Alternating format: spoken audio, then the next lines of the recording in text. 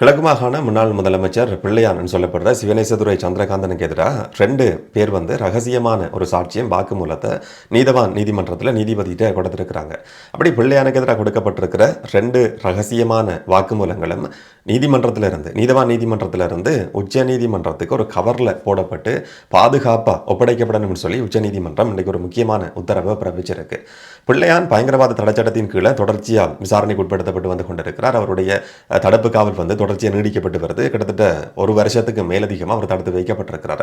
கிழக்கு பல்கலைக்கழகத்தினுடைய முன்னாள் துணைவேந்தர் பேராசிரியர் சிவசுப்பிரமணியம் ரவீந்திரநாத் கடத்தி காணாமலாக்கப்பட்ட சம்பவம் சம்பந்தமாக அவர் கைது செய்யப்பட்டிருந்தார். விசாரணைகள் நடத்தப்பட்டு வருது. ஈஸ்டர் தாக்குதல் சம்பந்தமான விசாரணைகளுக்கும் அவர் உட்படுத்தப்பட்டு கொண்டிருக்கிறார் சொல்லி சொல்லப்பட்டிருந்தது.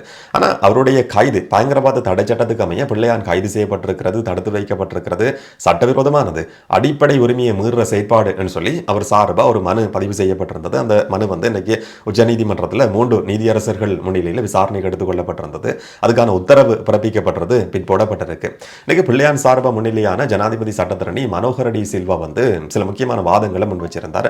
பிள்ளையாண்ட சட்டத்தரணி சொல்லி வெளியில சொல்லக்கூடிய நபர் கமன்பிலவும் சட்டத்தரணிகள் லோயஸ் போன்ற மாதிரியான உடுப்புகளை போட்டுக்கொண்டு நிறைய ஃபைல்ஸ் எல்லாம் தூக்கி கொண்டு நீதிமன்றத்துக்குள்ள போனவர் வெளியில வந்ததும் ஊடகங்களுக்கு கருத்து சொன்னதை பார்க்க முடிஞ்சது. இந்த மாதிரி தான் வழக்கு விசாரணை நடத்தப்பட்டிருக்குன்னு சொல்லியிருந்தார். ஆனால் நீதிமன்றத்துக்குள்ள உண்மையிலேயே நீதியரசர்கள் குழாம் முன்னிலையில் இந்த வாதங்களை முன் வச்சவர் ஜனாதிபதி சட்டத்தரணி மனோகர் டி சில்வா. அவர் சொல்றார், பயங்கரவாத தடை சட்டத்துக்கு அமைய இவர் கைது செய்யப்பட்டு தடுத்து வைக்கப்பட்டிருக்கிறார். ஜனாதிபதி அனுரகுமார திசாநாயக்க தான் பாதுகாப்பு அமைச்சர் என்ற அடிப்படையில் தடுப்பு காவல் உத்தரவில் சைன் பண்ணி இருக்கிறார். ஆனால் அவரை தடுத்து வைக்கிறதுக்கான போதுமான ஆதாரங்கள் சாட்சியங்கள் எதுவும் கிடையாது. ஜனாதிபதியிட்டையும் அதுக்கான வாக்குமூலங்களோ ஆதாரங்களோ சமர்ப்பிக்கப்படலை. திருப்தி அடையக்கூடிய விதத்தில் எந்த விதமான ஆதாரங்களும் இல்லாத பின்புலத்திலையும் ஜனாதிபதி பாதுகாப்பு அமைச்சர் என்ற அடிப்படையில் தடுப்பு காவல் உத்தரவில் சைன் பண்ணி இருக்கிறார். இது சட்டவிரோதமானது, அடிப்படை உரிமை மீறப்படுற செயற்பாடு என்ற மாதிரி மனோகர் டி சில்வா நீதிமன்றத்தில் குறிப்பிட்டிருந்தார். பிள்ளையான் கைது செய்யப்படுற சந்தர்ப்பத்தில் அவர் கைது செய்யப்பட்டதுக்கான காரணம் சம்பந்தமாக தெளிவுபடுத்தப்படலை. இது வளமையான சாதாரணமான ஒரு நடைமுறை. ஒரு நபர் கைது செய்யப்படுறாருன்னு சொன்னா என்ன குற்றச்சாட்டின் அடிப்படையில் கைது செய்யப்பட்டிருக்கிறாருன்னு சொல்லி உடனே அறிவிக்க வேண்டியது கட்டாயமானது. ஆனால் பிள்ளையான் கைது செய்யப்பட்ட சந்தர்ப்பத்தில் அந்த மாதிரி அறிவிக்கப்படலை. இதனால் அவருடைய அடிப்படை உரிமை மீறப்பட்டிருக்கு சொல்லியும் மனோகர் டி சில்வா இன்னைக்கு நீதிமன்றத்தில் குறிப்பிட்டிருந்தார். அரச தரப்பு சட்டத்தரணி தன்னுடைய வாதத்தை முன்வைக்கிற நிலையில் குறிப்பிட்டார். பிள்ளையானுடைய தடுப்பு காவல் உத்தரவில் ஜனாதிபதி அனுரகுமார திசாநாயக்க பாதுகாப்பு அமைச்சர் என்ற அடிப்படையில் சைன் பண்ணி இருக்கிறார். ஆனால் அதுக்கான ஆதாரங்களை இல்லாட்டி சாட்சியங்கள் வாக்குமூலங்கள் என்ன குறிப்பிட்டிருக்கிறாங்கன்னு சொல்லி முழு டாக்குமெண்ட்ஸையும் வாக்குமூலங்களையும் ஜனாதிபதியிட்ட ஒப்படைக்கணும்னு சொல்லி சட்டத்தில் எந்த ஒரு இடத்துலையும் குறிப்பிடப்படலை. ஜனாதிபதி பாதுகாப்பு அமைச்சர் என்ற அடிப்படையில் அதில் சைன் பண்ணி இருக்கிறார். அதை ஏற்றுக்கொள்ள முடியும், இவருடைய வாதத்தை ஏற்றுக்கொள்ள முடியாது சொல்லி இன்னைக்கு அரசு தரப்பு சட்டத்தரணி குறிப்பிட்டிருந்தார். இதை தவிர பிள்ளையான் சம்பந்தமாக நடத்தப்படுற விசாரணைகளில் சொல்லப்பட்டிருக்கிற மிக முக்கியமான ஒரு விஷயம் சொன்னா 2 பேர் கைது செய்யப்பட்டிருக்கிறாங்க. 2 பேருடைய ரகசியமான வாக்குமூலம் சாட்சியம் நீதிபதிக்கு மட்டும் கொடுக்கப்பட்டிருக்கு. அது நீதவான் நீதிமன்றத்தில் இருக்கு. இதுக்கு பிறகு உச்ச நீதிமன்றம் சொல்லியிருந்தது அடுத்த வழக்கு விசாரணைக்கு நீதவான் நீதிமன்றத்தில் இருக்கிற அந்த 2 பேருடைய ரகசியமான வாக்குமூலம் அந்த சாட்சியம் ஒரு கவர்ல போடப்பட்டு உச்ச நீதிமன்றத்துக்கு பாதுகாப்பு ஒப்படைக்கப்படணும் சொல்லியும் உச்ச நீதிமன்றம் ஒரு உத்தரவை பிறப்பிச்சிருந்தது. பேராசிரியர் ரவீந்திரநாத் கடத்தல் சம்பந்தமா அவர் கைது செய்யப்பட்டிருக்கிறது என்ற சம்பவத்தை பொறுத்த வரைக்கும் இந்த கைதை பயங்கரவாத தடை சட்டத்துக்கு அமைய செய்திருக்க வேண்டிய அவசியம் கிடையாது, சாதாரண சட்டத்துக்கு அமைய செய்திருக்க முடியும் என்ற மாதிரியும் ஒரு வாதம் முன்வைக்கப்பட்டிருந்தது. ஆனால் அந்த விசாரணைகளில் சில ரகசியங்கள் தெரிய வந்திருக்குன்னு சொல்லியும் அரசு தரப்பு சட்டத்தரணி இன்னைக்கு குறிப்பிட்டிருந்தார். குறிப்பா புலனர்வ மாவட்டத்தில் இருக்கிற ஒரு பிரதேசத்தில் பிள்ளையான் அந்த காலகட்டத்தில் பிள்ளையான் தரப்பால் நடத்தப்பட்ட பிள்ளையானுடைய நேரடியான கண்காணிப்பில் இருந்த இதுக்கு முதல்ல நாங்கள் நிறைய இடங்களில் இந்த தகவல் கேள்விப்பட்டிருக்கிறோம். அன்றைக்கு அரசு தரப்பு சட்டத்தரணி உச்ச நீதிமன்றத்தில் இந்த நீதிமன்றத்தில் குறிப்பிட்டிருக்கிறார் என்றது இங்கே முக்கியமாக கவனிக்கப்பட வேண்டியது. பிள்ளையானுடைய நேரடியான கண்காணிப்பின் கீழே புலனர்வு மாவட்டத்தில் ஒரு ரகசியமான தடுப்பு முகாம் இருந்திருக்கான். அரசு தரப்பு சட்டத்தரணி உச்ச நீதிமன்றத்தில் இந்த விஷயத்தை சொல்றாரு. அந்த முகாமுக்கு கிழக்கு பல்கலைக்கழகத்தினுடைய முன்னாள் உபவேந்தரா இருந்த பேராசிரியர் சிவசுப்பிரமணியம் ரவீந்திரநாத் கடத்தி அந்த இடத்துக்கு கொண்டு போகப்பட்டதுக்கு பிறகு கொலை செய்யப்பட்டார் என்றதை நேரடியா கண்ணால கண்ட 2 சாட்சியங்கள் இருக்கிறாங்கன்னு சொல்லியும் விசாரணைகளில் தெரிய வந்திருக்கின்றதான் அரசு தரப்பு சட்டத்தரணி இன்னைக்கு நீதிமன்றத்தில் குறிப்பிட்டிருந்தது. அந்த 2 பேருடைய ரகசியமான அந்த வாக்குமூலம் தான் ஒரு கவர்ல போடப்பட்டு நீதவான் நீதிமன்றத்திலிருந்து உச்ச நீதிமன்றத்துக்கு பாதுகாப்பாக கொடுக்கப்பட்டிருக்கு. அப்படியான ஒரு உத்தரவு கிடைக்கும் என்றதை நாங்கள் பொறுத்திருந்து பார்க்கலாம். இதே நேரத்தில் பிள்ளையானுடைய சட்டத்தரணி சொல்லி வெளியில தன்னைத்தானே சொல்லிக் கொள்ளக்கூடிய உதயகம்மன் பிள்ளை வந்து இன்னைக்கு வெளியில வந்ததும் ஊடகவியலாளர்கள் கேள்வி கேட்கிறாங்க, வழக்கில் என்ன நடந்ததுன்னு சொல்லி விவரிச்சிருந்தார். இந்த மாதிரியான வாதங்களை முன் வச்சிருக்கிறோம், பயங்கரவாத தடைச்சட்டத்துக்கு அமைய அவரை தடுத்து வைக்க முடியாது, சட்ட ரீதியில் அதுக்கான இடமே கிடையாதுன்ற மாதிரி சொல்லியிருந்தார். இன்னும் ஒரு மிக முக்கியமான விஷயம் வந்து சொல்லப்பட்டிருந்தது, பிள்ளையானுடைய பாதுகாப்பு சம்பந்தமா அவருடைய குடும்பத்துக்கோ இல்லாட்டி எங்களுக்கோ எந்த விதமான பிரச்சனையும் கிடையாது. ஆனால் பிள்ளையாண்ட பாதுகாப்பு சம்பந்தமா இன்னைக்கு வந்து அரசாங்கத்துக்கு தான் ஒரு பெரிய பிரச்சனையாக மாறி இருக்கு. அரசாங்கம் வெளிசர கடற்படை முகாமுக்குள்ள இருக்கிற ஒரு அதி உயர் பாதுகாப்பு சிறைச்சாலையில் இந்த வருஷம் திறக்கப்பட்ட அந்த சிறைச்சாலையில் வந்து பிள்ளையான் தடுத்து வைக்கப்பட்டிருக்கிறார்.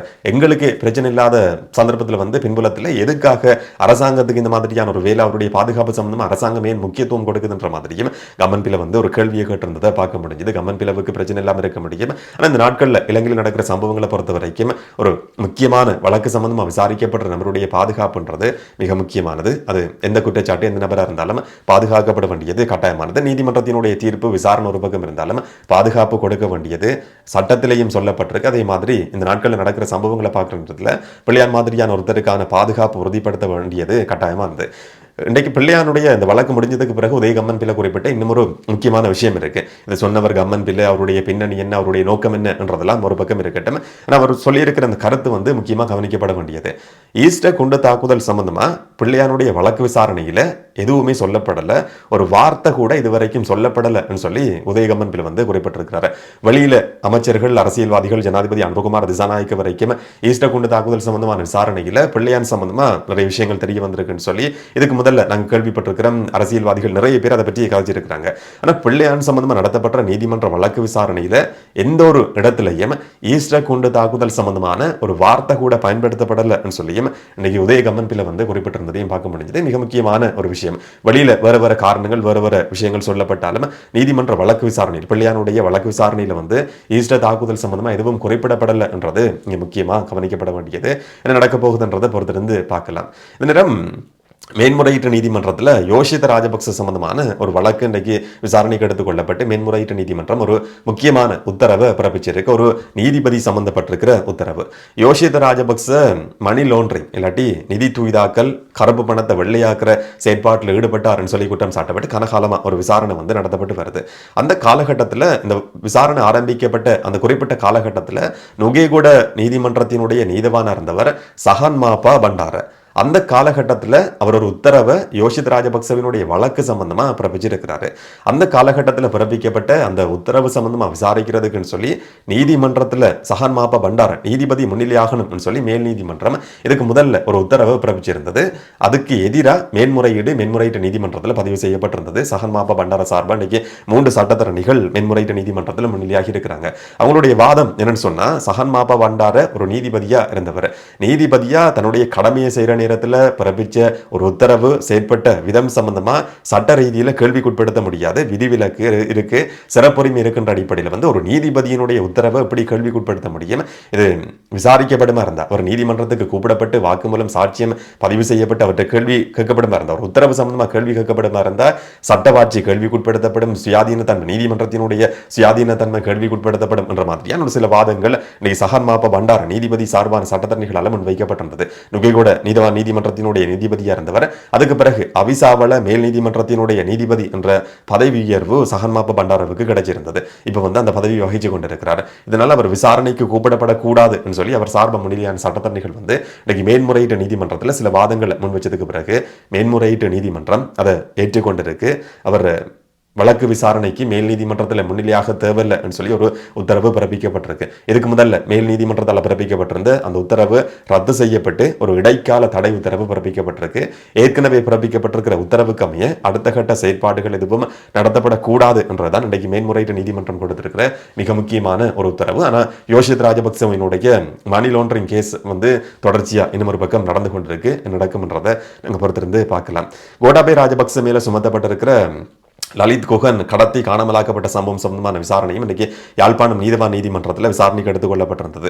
கோட்டாபய ராஜபக்ச பாதுகாப்பு செயலாளர் இருந்த காலகட்டத்தில் இந்த சம்பவம் 2 இளைஞர்களை கடத்தி காணாமலாக்கப்பட்ட சம்பவம் வடபகுதியில் நடந்த ஒரு குற்றச்சம்பவம் என்ற அடிப்படையில் யாழ்ப்பாணத்தில் இந்த விசாரணை நடத்தப்பட்டு வருது. இதுக்கு முதல் அவர் குறிப்பிட்டிருந்தார், அவருடைய சட்டத்தரணிகள் மூலமா பாதுகாப்பு பிரச்சனை இருக்கு, யாழ்ப்பாணத்துக்குன்னு சொன்னால் என்னால் வர முடியாது, முன்னிலையாக முடியாதுன்னு சொல்லி கோட்டாபய ராஜபக்ச தரப்பு சட்டத்தரணி வந்து நீதிமன்றத்தில் குறிப்பிட்டிருந்தார்.